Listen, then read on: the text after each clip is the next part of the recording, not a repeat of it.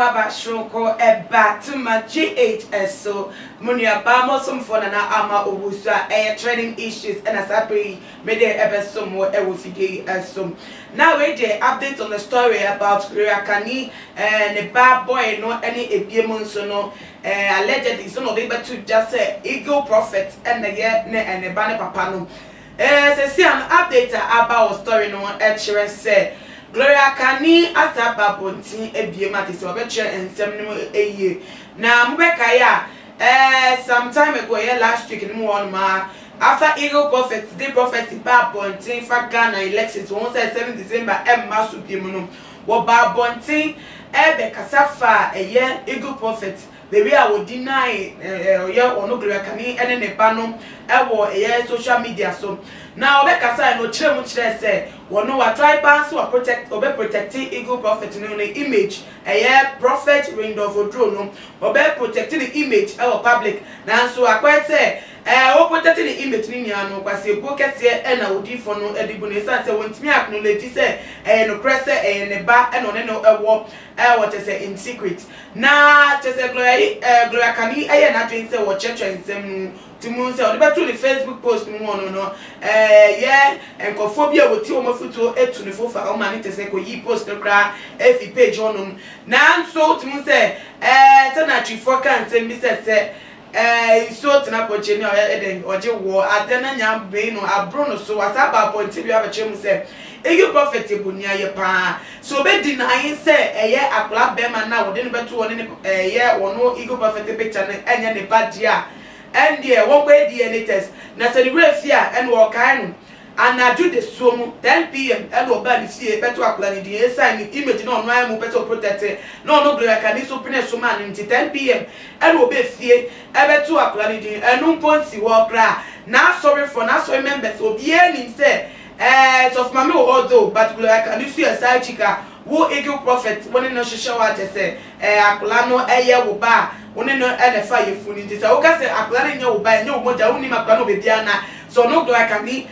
say won hwe ne ba ma no dia wo be ja tum dia na ya trokese na wo de to appoint na busa for Gloria Kani nya pa nsem aka ni ye say ampa say Eagle Prophet ne ba no na say see no problem na say or deny paternity of Akolano. And no na Gloria Kani aba bonten amana abe den so ko be any test na biemu so no na so members for no be testify na 10 p.m. so no betu di no wo de aka won e de atuda na ensensem wo do so wo de betu about no Ghana for no be edina so de twa body pa say aden wo no nim so ye hore for e no de no hoko bata na ade na nsem aba wo tie na te say obe complain na so ni niam no busafo Ewiase we mu de na ya say oba afa yefu no te say no nkwa na oda okohia no wo mpemu afa yefu no ne bema ya adwekro ko mpemu ko fa te say na nyinsem be piemu na bema ne beka say akra na nya ne ba do say wa acknowledge say ampa ni hia wo mpemu na ampa so bi die simaba na obekọ ewiye no de na mabotuka ni bisa ne say papa ni we ana so won person be tia tum kra say wono ni eja na otimu say oba so de Wafa yefu a onim ejako ate se one no afa yefu nti there's no way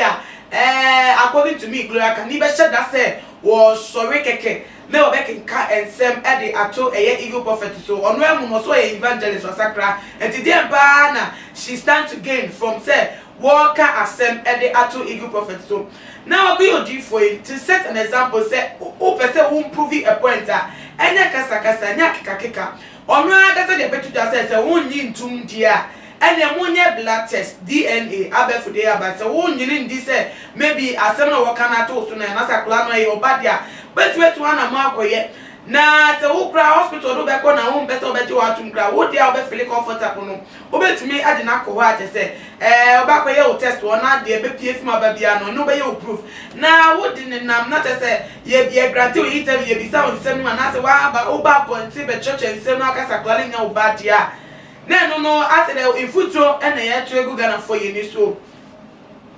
now it goes back to the same point where say as so for go for do na some na so many down said they will lead by example at some may nyama and go for betimi afa efutuo efim dia popra no se se ade Ghana ha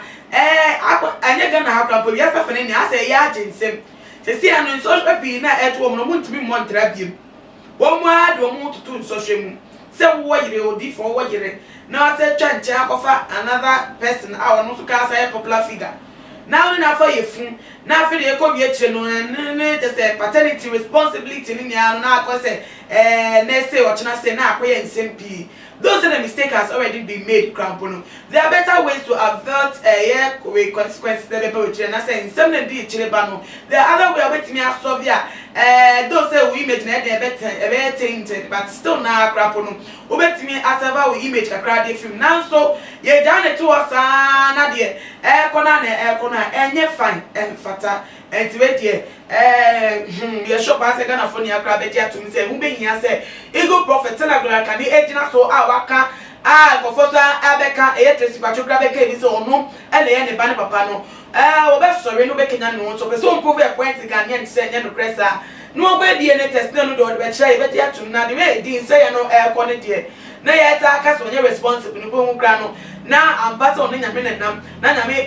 DSM the channel so na because of just this faults nintina gidi a nipa wo ni mu krampo no na say ya hire wo ni mu those so nyame nipa no people they are bound to make mistake now so in the mistake no so betimi asore kenya won na wa correct some of the ones that obetimi have 39 ko ye big problem ewo ensem no echi na ni niemu no ye de ni edi ensem no echi say no glory kan at the day abetu just say eagle prophet say so now doubting the paternity there and you won't quite DNA. None of sorry members for the storm aware of home relationship that Betty no won't be so more. Now want to be prove say a crano a yeniba. Nancy had any ebony and semno edge. Say eagle prophet to Betty there not to no quite DNA, no idea what test results. But the two jar and now say the air corner son a beck on not to say Gofakan wants and one in his son, no blue like Nisaji, a year in Gassani Bidia, then also know your best more ever with the so Nancy bread. Now follow your Instagram page at @TooMuchGH _ and now if you want to know subscribe it one subscribe here me din Edna ama Owusu but more dey for what channel comment no